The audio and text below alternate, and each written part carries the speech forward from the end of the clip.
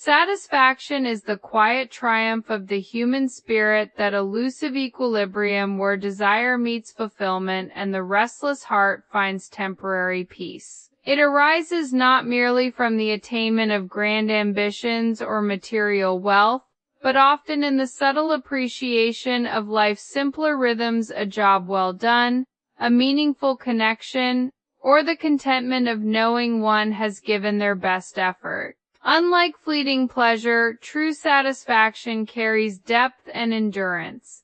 It stems from alignment between one's actions and values, tempered by gratitude and acceptance of what cannot be changed. In a world that constantly urges us toward more, satisfaction serves as a gentle rebellion, reminding us that enough can indeed be abundant, and that inner contentment is the foundation upon which a rich life is built.